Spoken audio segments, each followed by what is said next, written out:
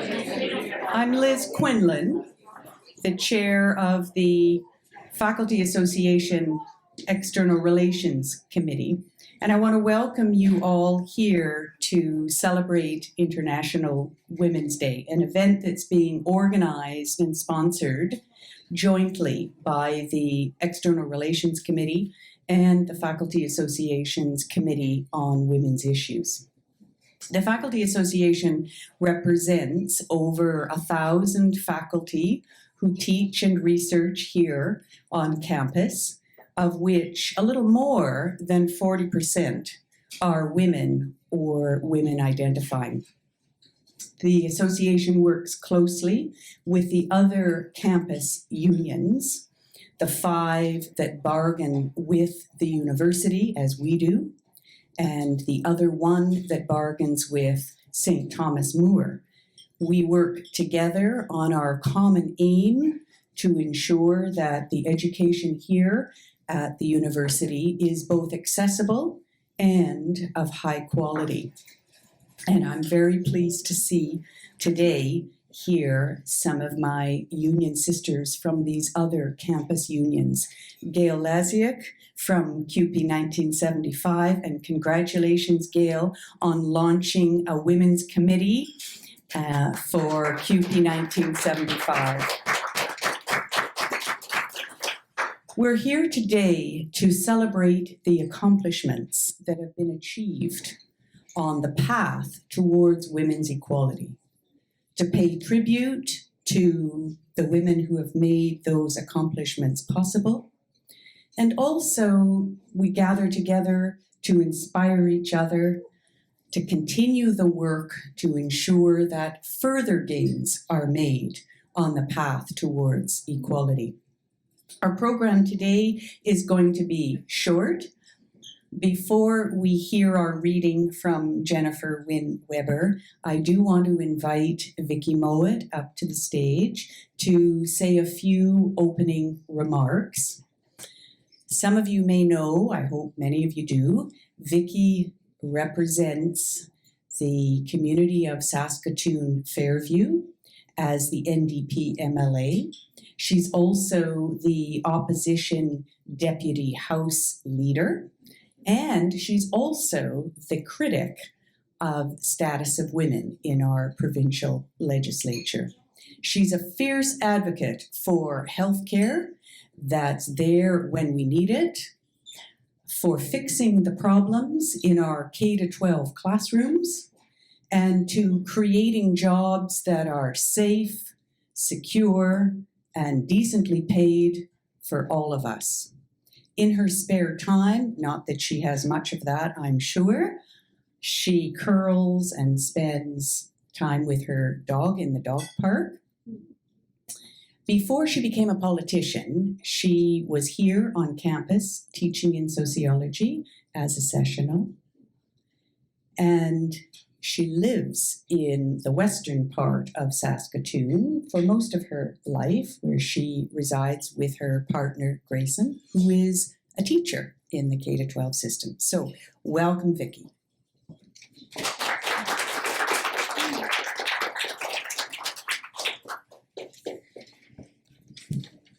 Thank you, Liz, and thanks to everyone who has joined us here today as well. I appreciate the opportunity to be a part of your event today, and thank you for thinking of me and including me as well. This International Women's Day is themed around building a gender equal world. And for me, that's what happens when we get women into leadership positions. So I think there's a very natural fit with me coming today and the work that we're going to be talking about. And I was quite fascinated when I learned about the research that led to this work. Although I will say I wasn't surprised, I was fascinated to hear about the little known influence of women behind the scenes in the labor movement. I want to take a few minutes to talk about the role of women in the political arena, and I will also argue that labor organizing is a highly political activity. As a sessional lecturer, I got to see the benefits of organized labor firsthand.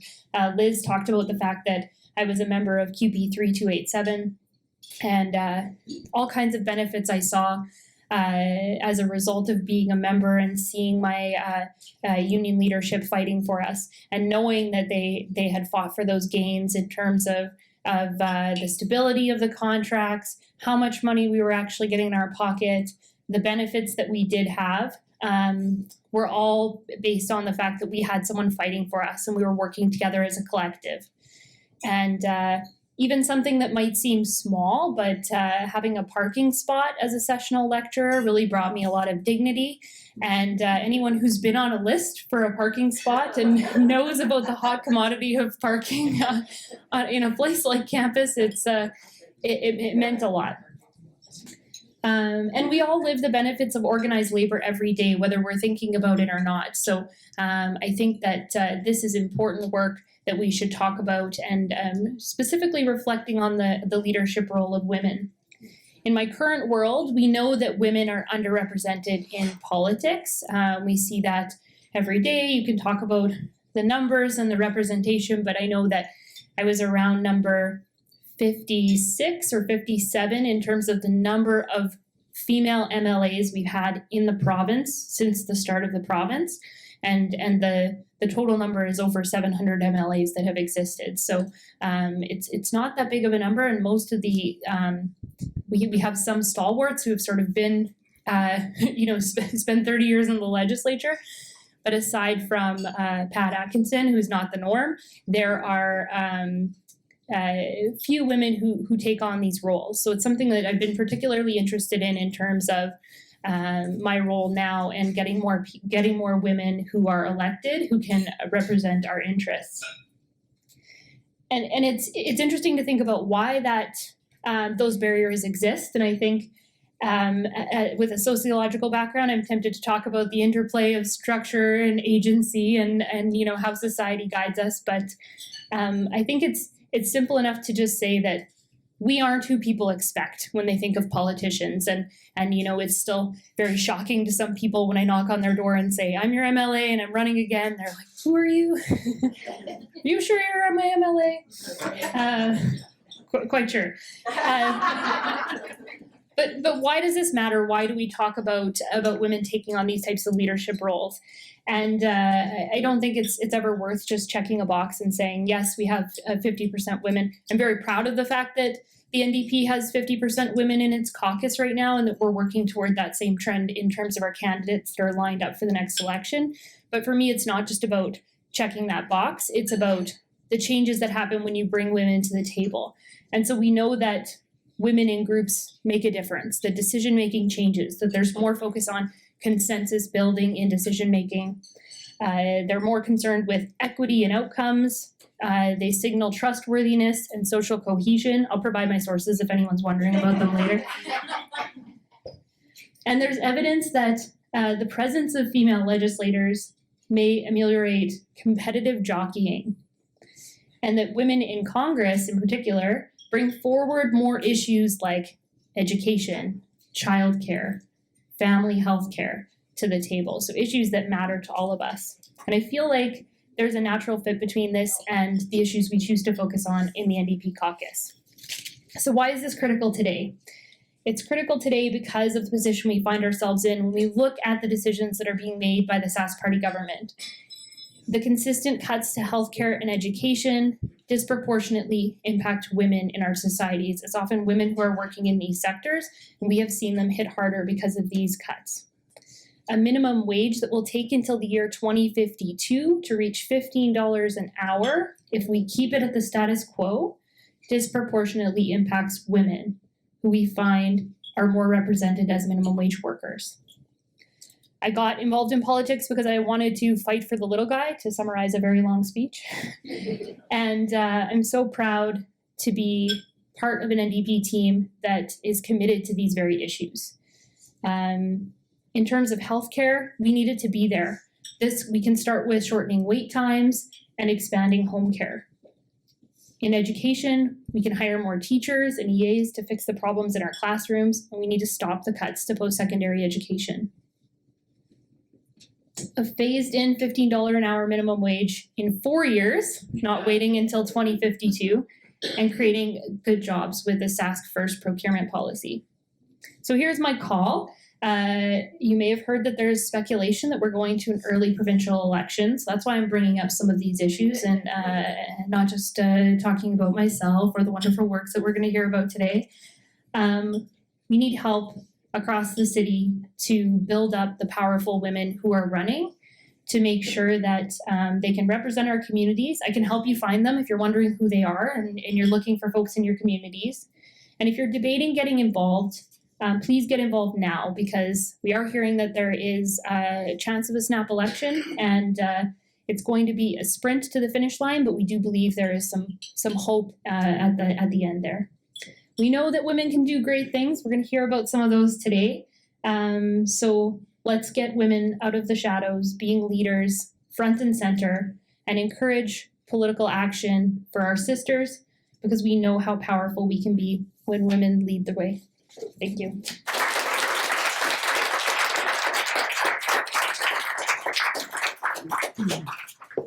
Thank you very much, Vicki, and thanks for taking the time out of your very busy schedule to be here today. We really appreciate it. I'm just going to say a few words because we're here to hear a reading by Jennifer Wynne Weber. But I'll start with just a few things to give you a little bit of background to what we are going to hear, a little bit about the research that I started close to 10 years ago. In my work on a major union that represented miners in Canada in the 1940s and 50s, I happened upon a cache of materials on the women, the wives, the daughters, the mothers of these miners. And because they weren't the paid laborers, as the miners were, no one seemed to care very much about them. But they did do the important reproductive labor of feeding, clothing, supporting the miners. And as it turns out, they did a lot of work in building the miners' union. So my aim became in the research to let it be known this historical role that women played in developing the Canadian labor movement. These women, these wives, mothers and daughters and so on of miners, they formed their own organization, independent of the miners' union, but affiliated with the miners' union. They did their own fundraising. They took up their own political campaigns on issues such as childcare, housing, health, even world peace. They held their own conventions and debated their own resolutions. They really were the second wave feminists before the wave. So one day when I was in the middle of all of this, I happened to go for a walk with a good friend along the river. And I was telling her all about this research with all this great enthusiasm. And as we were standing there at the pier watching the pelicans dip and bob, she turned to me and she said, "You know, that sounds like a good fringe play." Well, I didn't need very much encouragement because as a sociologist, I was also interested in the power that theater has to create emotional connection between people. A good play teaches us something about a subject that we might know nothing about. It might help us think differently about a subject that we do know something about. But a really compelling play can do a whole lot more. It can move us. It can produce an emotional response. It can, in the words of a well-known sociologist, even though he's a dead white male, create collective effervescence. And this is exactly what Jennifer's play does. And I couldn't be any more pleased with what she's done with this research on the Kirkland Lake Gals of 1941-42. So I'm going to introduce you to Jennifer, who's come all the way from Nanaimo today to read for us. Some of you might know Jennifer because she spent many years here in Saskatoon before she decided to move to the island.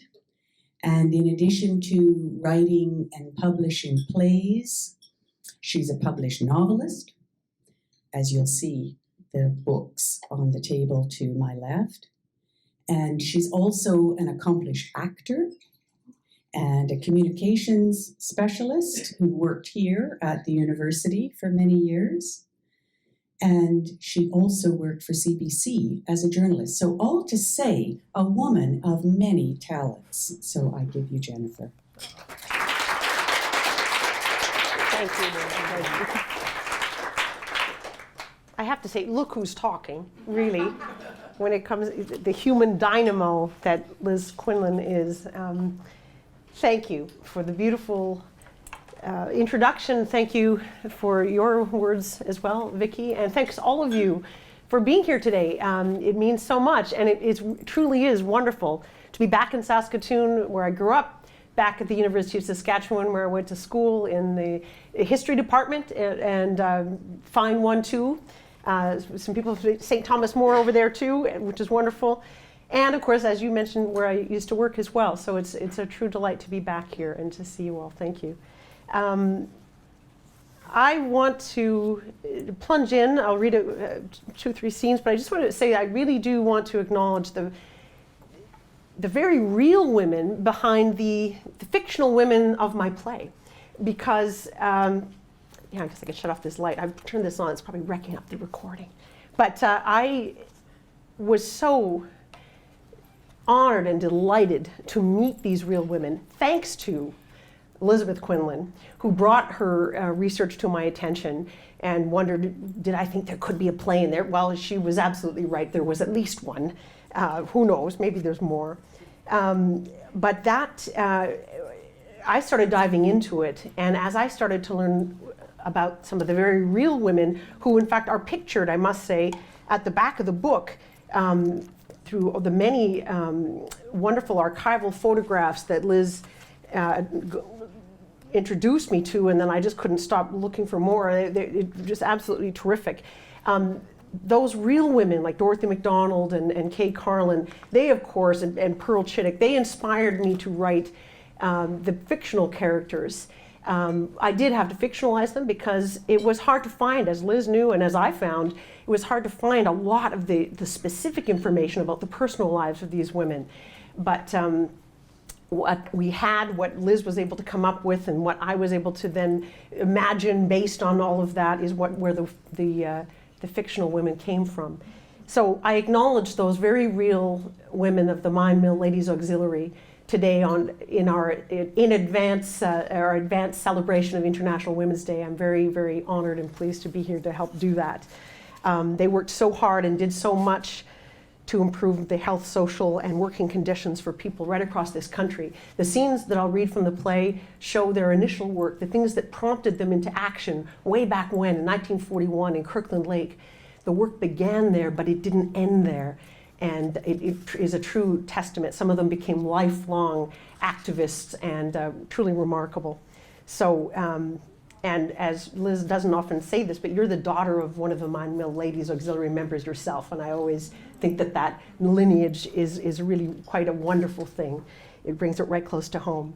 I also want to acknowledge the wonderful team that Liz assembled here at the UofS. I don't know if anyone's here with that helped mount the original short one-act fringe play that this was. It's now a full-length play, but the university team of students, alumni, and Julia Jameson, the instructor from the UofS drama department, they did a marvelous job of that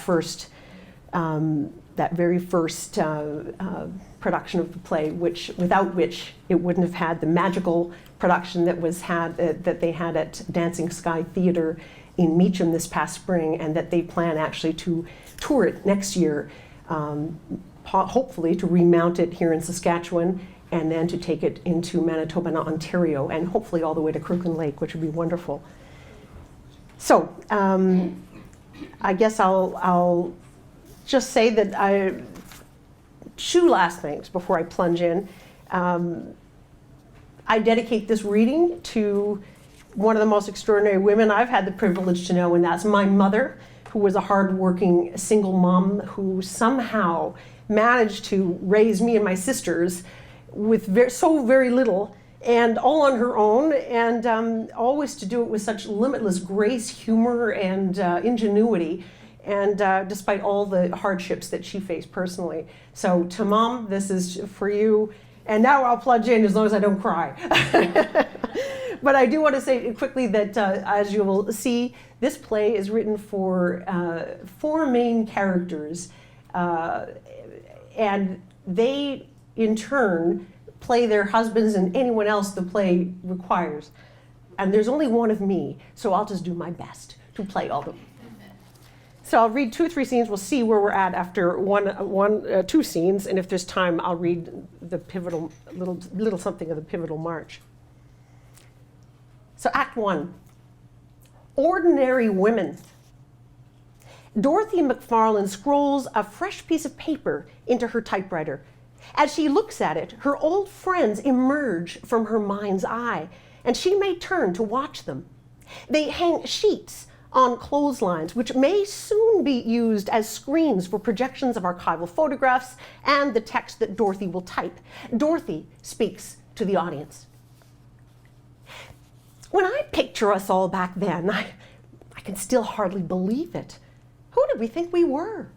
I mean, we weren't the kind of people who could change things. A bunch of miners' wives, about as ordinary as you can get. Mind you, we did have Kay Carson. Kay Carson, here's her name. Now at her typewriter, Dorothy types out Kay's name. Dorothy. She knew what needed doing. Without Kay, none of this would have happened, and I wouldn't be who I am. Kay. Oh, go on with ya. I never dreamed we'd upset the apple cart either. I was a convent-raised girl at heart, was, is, and always will be. No, I was just someone who tried to accept things as they were, like my husband liking his drink a little too much, like not being able to have a baby. I'd learned to make do, get on with life. I was no firebrand. I was no Poppy. Poppy Chittick ties a kerchief over her hair turban style, then applies some lipstick. Dorothy. Poppy Chittick.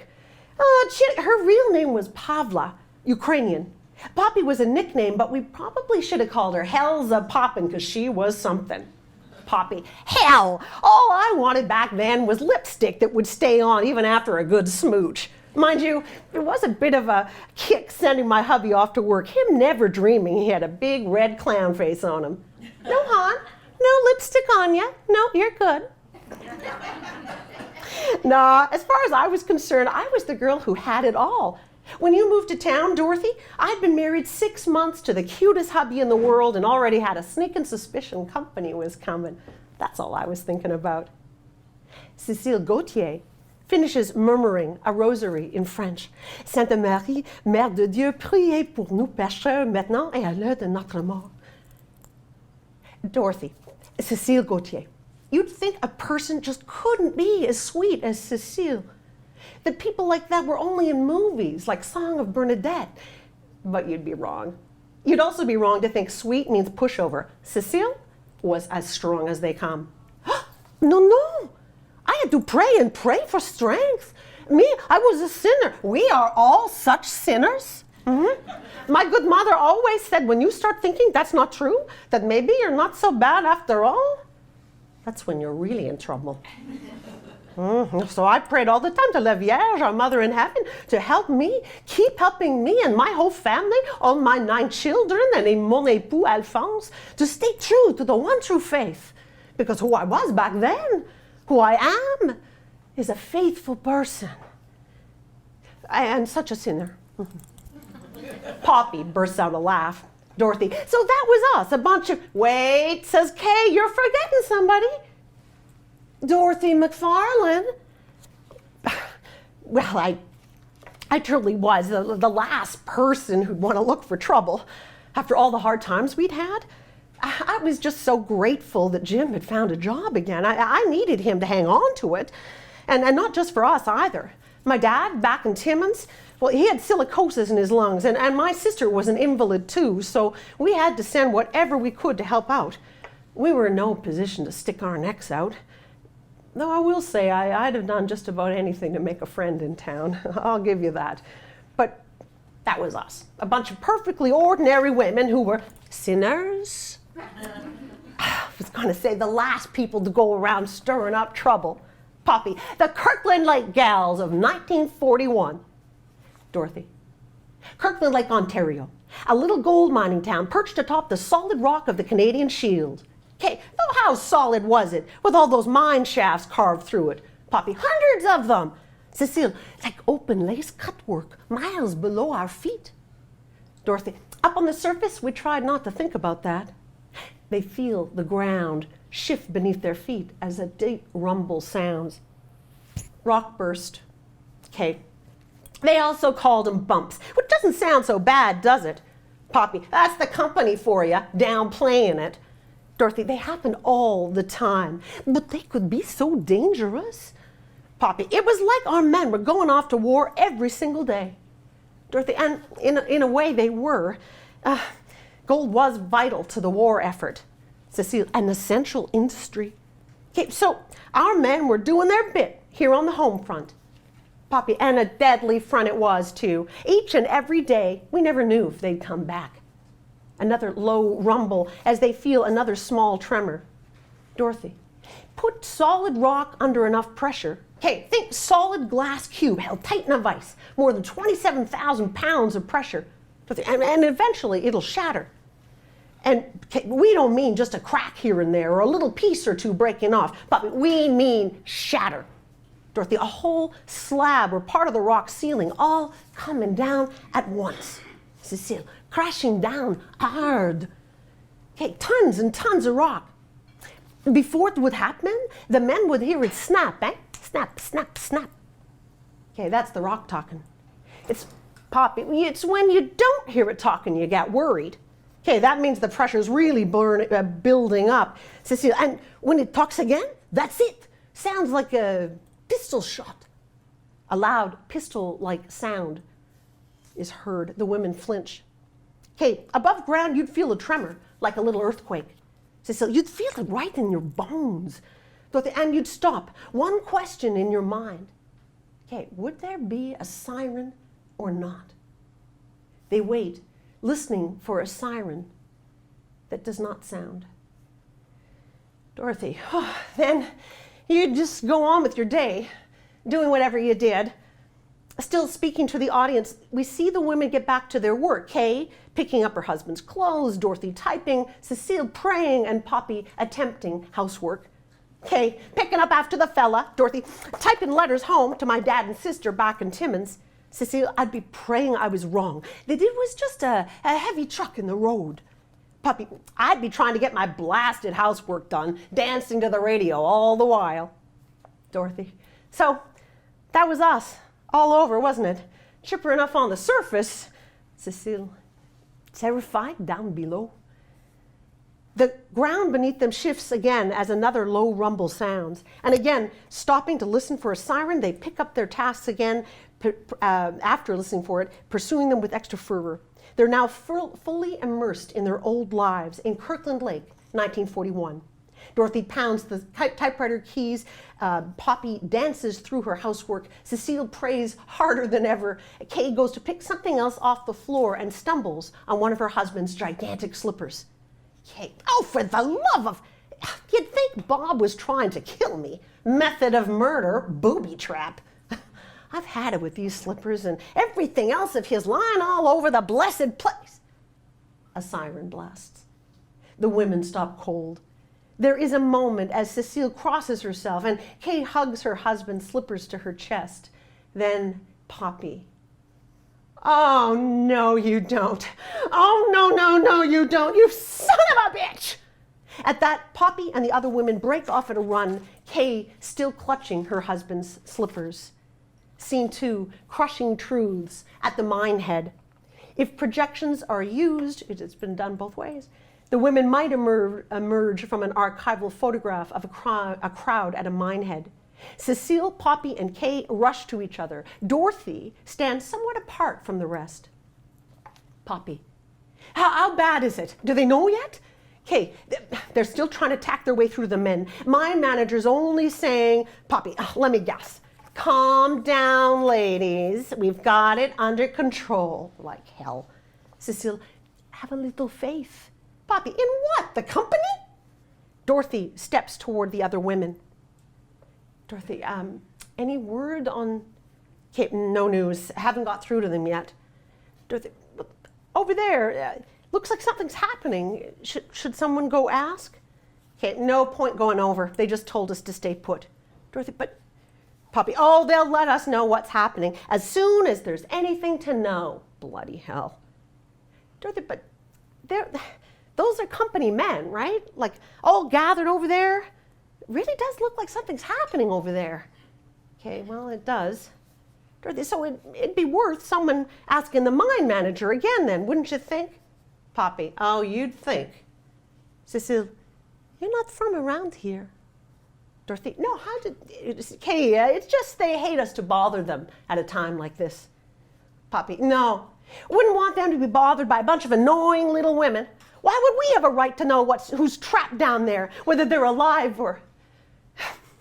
We're only the bloody wives. Cecile, calme-toi, Poppy, the men in charge know best, I'm sure. Oh, Cecile, you can't believe that. Dorothy, she's right, you know. We really should be able to... Poppy, see? I'm right. We should bloody force them to talk to us. Cecile, no, Poppy, reste ici. Kate, you're not helping things, to Dorothy, she says. Poppy, oh, yes, she is. Cecile, let me go. I'm going to have a word with those bastards. Cecile holds Poppy back. Poppy goes over there. There'll be injuries for sure. Okay, fine. I'm going for all the good it'll do. She looks back to Dorothy. Well, aren't you coming? It's your bright idea, after all. Kay sets off at a clip. Dorothy follows. They near a crowd of men. Okay, now, there's the mine manager over there, talking to the hoistman. As soon as he's done, you get in there and talk to him. Dorothy, me? I can't. I can't talk to a man like that. Okay, no one can talk to a man like that. No, I mean, I really can't. I can't get the words out. You're getting them out fine. No, in front of men, I can't speak up in front of men like that. Okay, well, you'll have to. You won't want to talk to me. I'm Kay, by the way. Kay Carson. Dorothy McFarlane. McFarlane! Your husband's Jim. That's right. Well, he's been working with my Bob this last while. You're from Timmins, aren't you? You two don't have kids either, do you? Well, no, never blessed with, not so far. It can be hard around here without kids. You'll have to come around for coffee. Oh, I'd love to. I mean, I'd admit I've been lonesome. The only people we knew were Betty and Wally Floody. They moved here from Timmins when we did, but they've left. Wally signed up and is overseas now, flying Spitfires. Betty's back at her parents'. She's got to just be terrified, him flying around in fighter planes over there. Okay, you think that's any more dangerous than working in the mines these days? Honestly, there's been, 3 cave-ins just since you got here? Was it this bad in Timmins? Well, no better, I don't think. 2 more men were killed there the very day we left. Hey, looks like they're almost done talking, doesn't it? Okay, not quite, I don't think.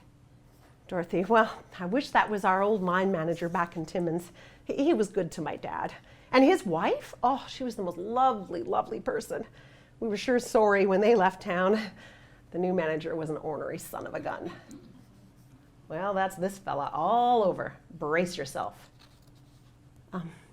Why won't he want to talk to you? Oh, he already has, for one thing. And he told me we have to wait. For another, I think he suspects my Bob is one of the fellas starting to agitate. Agitate? For a union? Well, not for a picnic, that's for sure. Well, a picnic might do more good. Kay gives her a look. Well, I just mean, aren't things tough enough already? All pushing for a union's going to do is lose men their jobs. Well, That's what I thought. But Bob doesn't think it'll come to that. Besides, he says better their jobs than their lives. And at this point, I'm inclined to, hey, look, they're done talking. Get in there. Go on with you.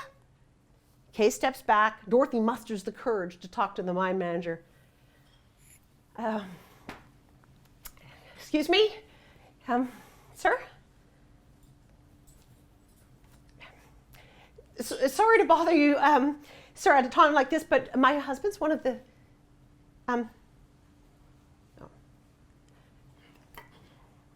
I realize you'd inform us if, but could you, oh, sorry, am I in the way? Oh, of course, we'll wait. Sorry. You were right. There was no point me trying, that's for sure. Not with the way I clam up. Kay. No, you did as well as I could have, and it was worth the try. Reminds them we're here, at least. Dorothy and Kay returned to the others. Poppy. Don't tell me. The little ladies are supposed to sit tight and wait. Okay, that's about it. A shift as they address the audience in the present, even as they wait, just as they did in 1941. Dorothy, to the audience. So that's what we did. Waited. And waited. Okay, and I mean, we were prepared to wait and all, Poppy, but there's waiting and there's being left dangling. My manager never did come back with any word. Dorothy, we had to wait 4 more hours until the next shift came off. But then, a shift fully back into 1941 again. Cécile, Alphonse! Grâce à Dieu, he's okay. Poppy, thank God. Okay, Cecile's husband's a cage tender. Dorothy, so he'll know whatever there is to know. Cécile puts on a hard hat, becomes Alphonse. Ouais, encore the rock burst that. This time, 4,400 feet down, some of the guys were heading in when it happened. Couple got out by the manway, but the rest were blocked, eh? So we got guys trapped in there, 9 of them, but we hear tapping, eh? So we got some 2-inch pipe shoved through to them, got candles to them, but some bad injuries for sure. Okay, oh, it's Bob, isn't it? He is trapped in there, but he's okay, at least so far. When it come crashing down, he's on the other side with some guy named McFarlane? Wait, that's right! Oh, okay, I'm sorry there, madame. Oh, mon Dieu. But him and Bob, they're not so bad as the other ones. Oh, no, not like... Steve, Puppy. No. Oh, no, bloody way, no. Dan's alive, he's okay, still alive, Puppy. But him and the other guys near the back face, they're pinned on their rock, they're pretty bad. They don't know if... Kay grabs Poppy. He's alive.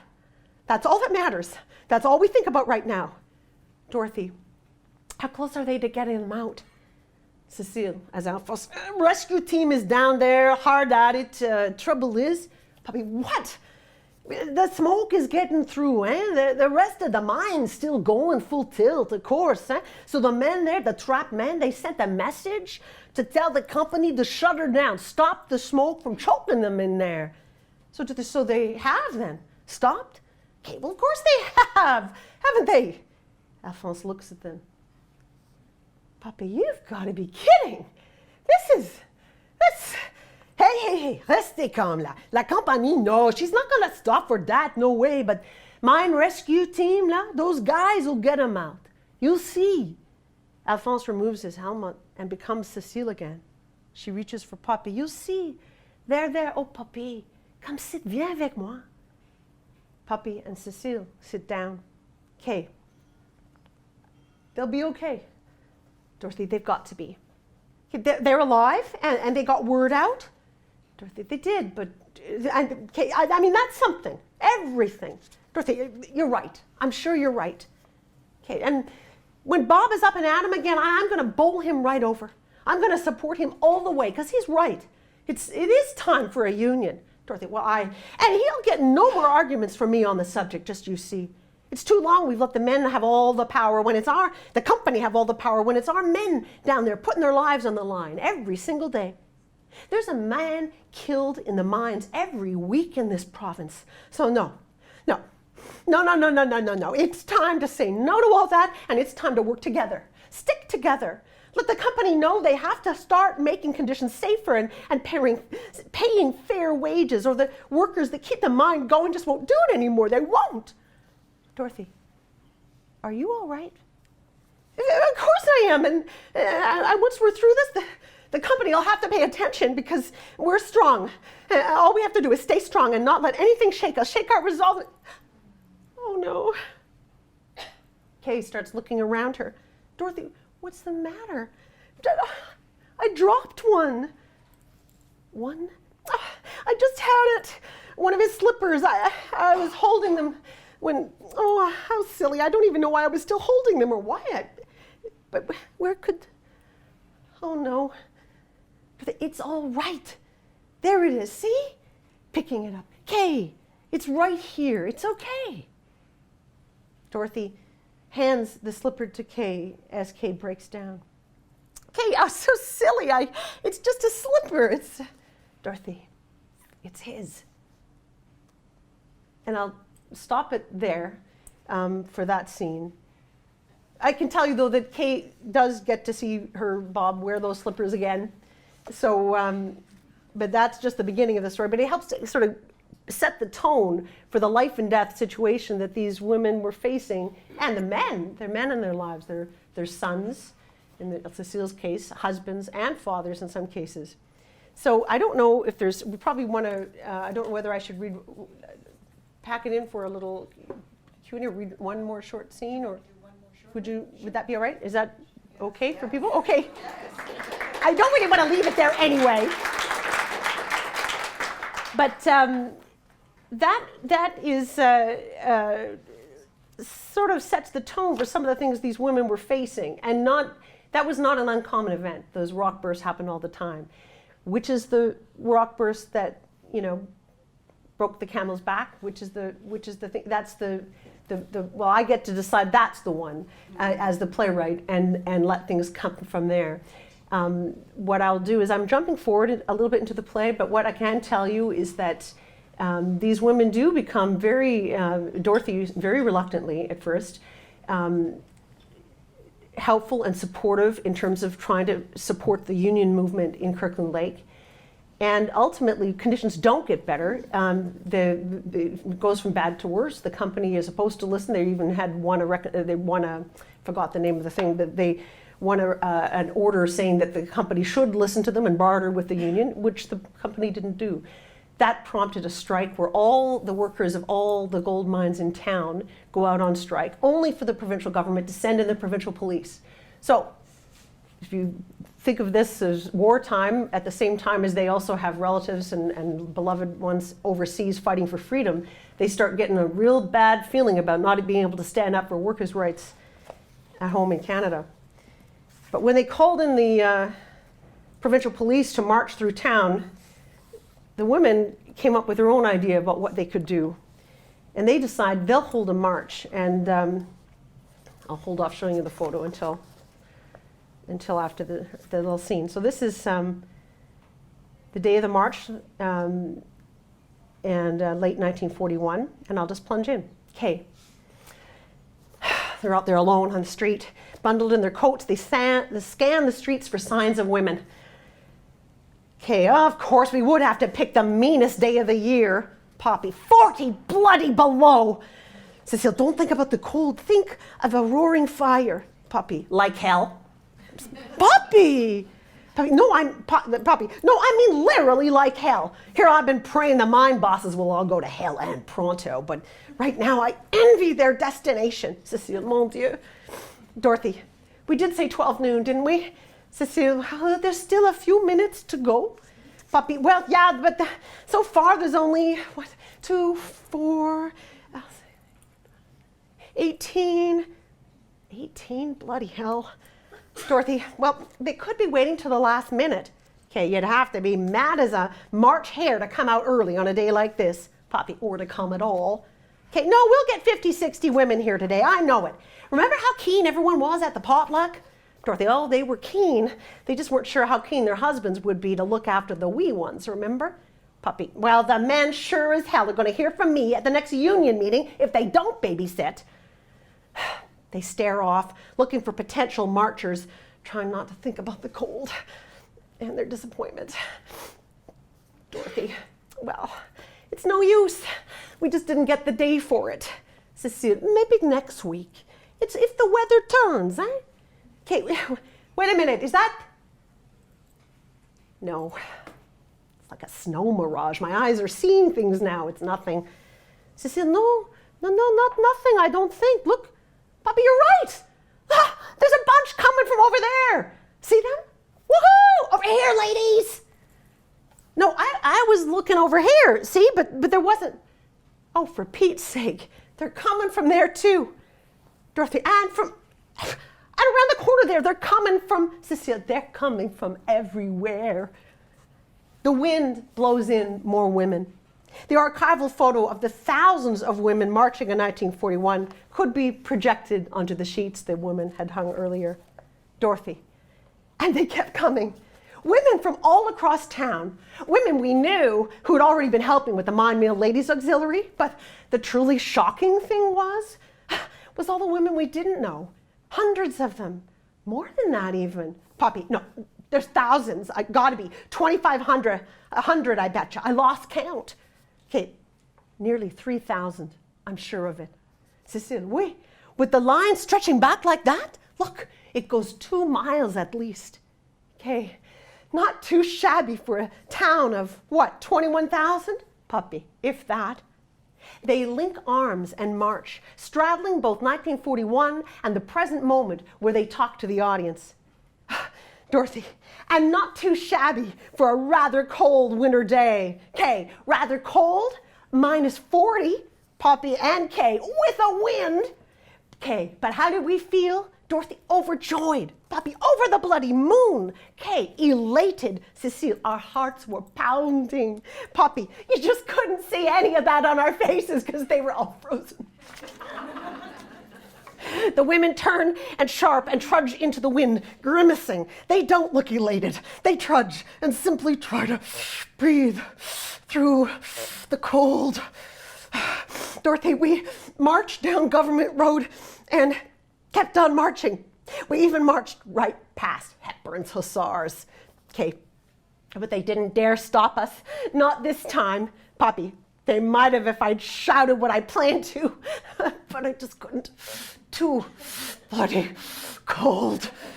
Okay, any words of defiance literally froze in our throats. Cecile, no talking, just keep marching. Okay, the farther we went, the more women we would see bundle up and rush out to join us. Dorothy, and the men came too. All those striking miners, they followed in our footsteps. Poppy, all the men who weren't babysitting. Cecile, we led them all. Dorothy, I could hardly believe it, what we were doing. Okay, the sheer numbers, the sheer force of us. Poppy, every woman in town pulling together, standing up to the companies, Cecile, standing up for our families. Dorothy, standing up for ourselves. Okay, it felt like we were changing the world. Dorothy, it felt like that because we were. Poppy, we could feel it changing. Cecile, right in our bones. Poppy and all, woohoo! They stand in their moment of triumph for several more seconds, relishing it for just a little longer. No one wants to break from this. But the first to do so is Dorothy. If only it had been that simple. Because wouldn't we love to tell you that we changed the world right then and there? Poppy, in the movies, that's how it would go. We women would stand up to the company and the mucky mucks would buckle at the knees and we'd win the strike just like that. Okay, then we'd all live happily ever after, no more injuries or illness, no money troubles, not a care in the world. Cecile, forever and ever, amen. Dorothy, but of course, that's not what happened. And I'll leave it there because that leads them to their next journey of what it really took over the many years to come. But they didn't stop, I'll tell you that. Anyway, thank you so much. Thank you.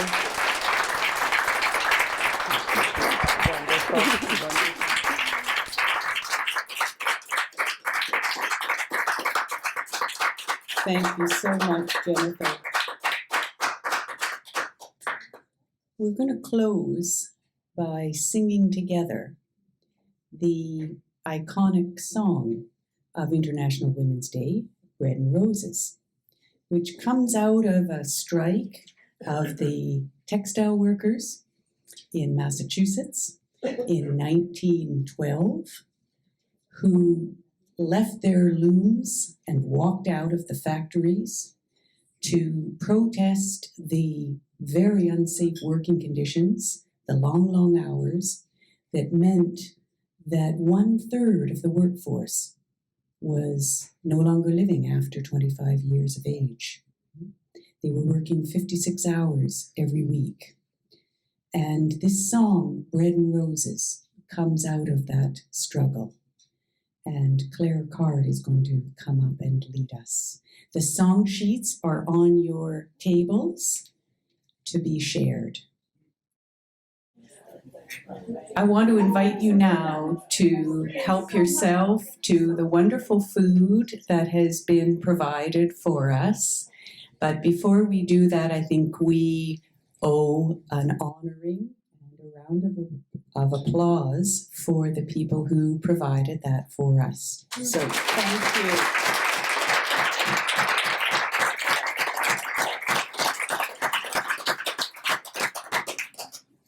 So again, thank you so much, everybody, for coming, and please stay and enjoy the food and the drink and Jennifer's books. Jennifer is here to answer any questions. If you want to come and talk to her, please do. She's come a long way, so I'm sure she would love to hear who you are and why you're here and so on. So thank you again for coming, everybody, and please stay and enjoy one another and the food.